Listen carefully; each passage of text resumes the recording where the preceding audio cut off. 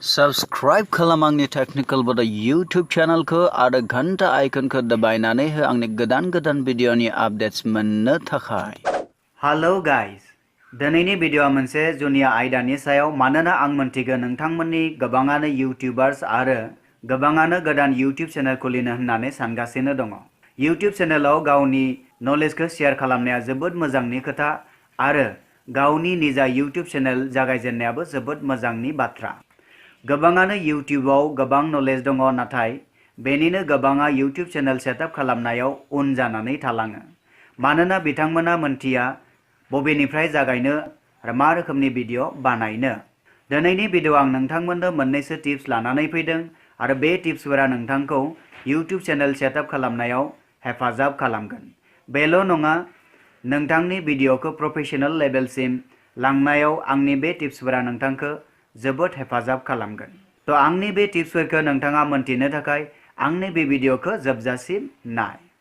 खुलुमबाय, आंनि मुङा रमेन टेक्निकल बड यूट्यूब चेनेलाव आं नोंथांखौ बरायबाय। तो फैदो जों जागायदोनि। Let's get start.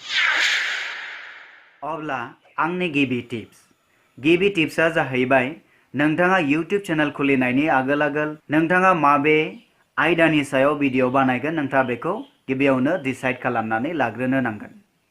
नोंथाङा टेक्निकेलनि सायाव भिडिअ बानायनो हायो, नोंथाङा कमेडीनि सायाव भिडिअ बानायनो हायो, नोंथाङा एजुकेशननि सायाव भिडिअ बानायनो हायो, नोंथाङा ब्लगारनि सायाव भिडिअ बानायनो हायो, नोंथाङा खायसे प्रडाक्ट रिभिउनि सायाव भिडिअ बानायनो हायो। बेयो नोंथांनि गोसो। आंनि नैथि टिप्स, जेब्ला नोंथाङा माबे आयदानि सायाव भिडिअखौ बानायगोन बेयो डिसाइड जाखांनायनि उनाव नोंथाङा नोंथांनि चेनेलनि मुंखौ दोननो थि खालामगोन।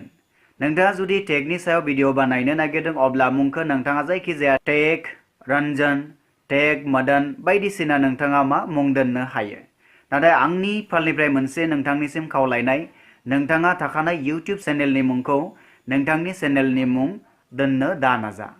आंनि थामथि टिप्स, जेब्ला नोंथाङा यूट्यूब चेनेलनि मुंखौ दोननो डिसाइड खालामबायबा आंनि थामथि टिप्सआ जाहैबाय, नोंथाङा नोंथांनि चेनेलनि मोनसे आइडेन्टिटी होनो नांगोन। आइडेन्टिटीनि ओंथिया जाहैबाय, नोंथाङा चेनेलनि थाखाय मोनसे चेनेल आइकन एबा चेनेल लग' नोंथाङा बानायनो नांगोन। नोंथांनि चेनेल आइकन बा नोंथांनि चेनेल लग'आ नोंथांनि चेनेलखौ रिप्रेजेन्ट खालामगोन। तो बेनि थाखायनो मोनसे मोजां यूट्यूब चेनेला मोनसे लग' एबा आइडेन्टिटी थानाया जोबोदैनो गोनां। आंनि ब्रैथि टिप्सआ जाहैबाय, नोंथाङा नोंथांनि चेनेलनि थाखाय चेनेल आर्ट बानायनो नांगोन।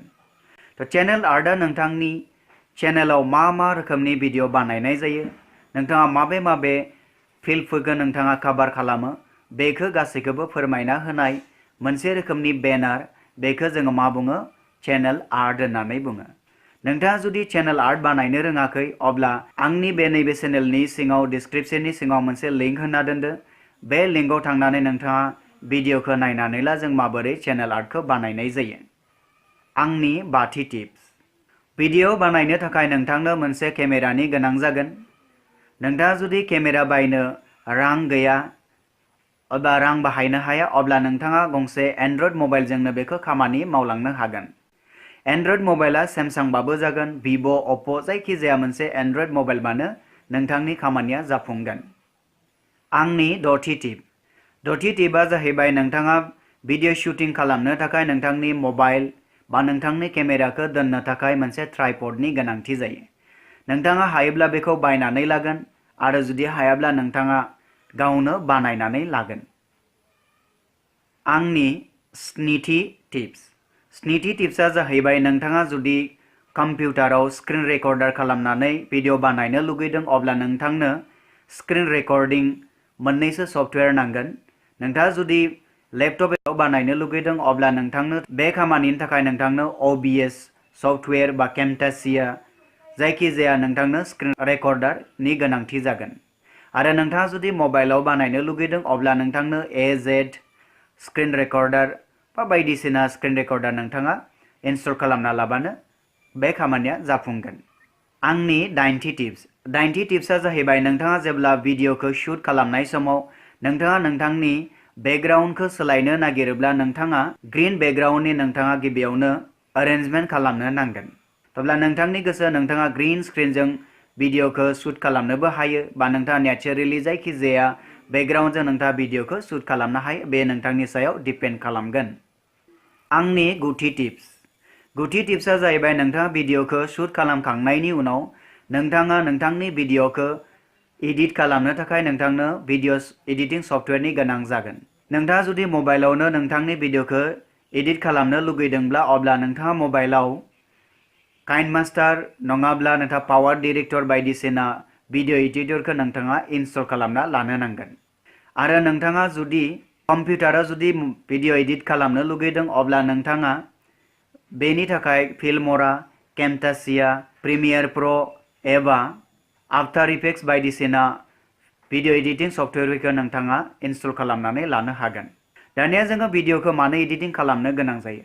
दा मस्ट इम्परटेन्ट पार्टआनो जाहैबाय जोंनि खायसे नाङि बाहागोफोरखौ जों भिडिअनिफ्राय जोङो काट खालामनो गोनां जायो।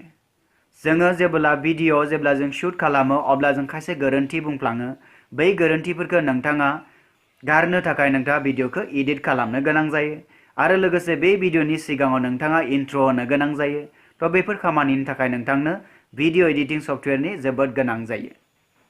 आंनि जिथि टिपआ जाहैबाय नोंथाङा भिडिअखौ जेब्ला बानायखांगोन बेनि उनाव नोंथाङा जेब्ला इउटिउबाव बेखौ आपल'ड खालामगोन बेनि उनाव नोंथांनो मोनसे थाम्बनेलनि गोनां जागोन आरो बै थाम्बनेलानो नोंथांनि भिडिअखौ आउटवार्डलि फोरमायनानै होयो नोंथांनि भिडिअआ बेसेबां मोजां जागोन।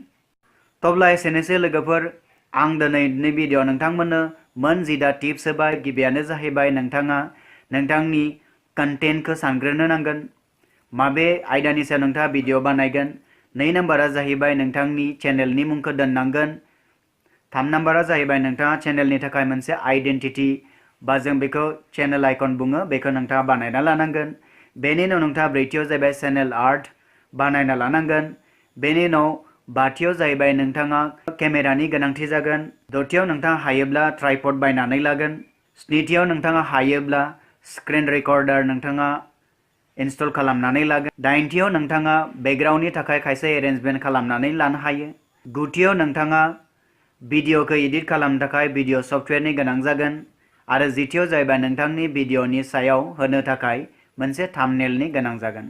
बेखिनि जायोब्लानो नोंथांनि इउटिउब चेनेलनि सेटआपआ आबुं जागोन। थ' आसा खालामो नोंथाङा आंनि बे भिडिअखौ नायनानै एसेबाबो नोंथाङा मोनथि मोनबाय जोङो सासे गोदान इउटिउबारबोला जोङो माबे इउटिउब चेनेलनि सेटआप खालामनो हायो बेनि बागै। थ' आंनि भिडिअखौ नायनायनि थाखाय आं नोंथांखौ साबायखर जासियो। नोंथाङा जुदि दासिमबो आंनि चेनेलखौ साबस्क्राइब खालामाखैबा साबस्क्राइब सोदोबखौ थुनानै साबस्क्राइब खालामनानै आंखौ थुलुंगा होयो जेन। थ' अब्ला लोगोफोर उननि भिडिअ लोगो मोननायनि मिजिंजों दिनै फोजोबनाय जाबाय। गोजोन्थों। Have a nice day. जै आफा बोराइ बाथौ।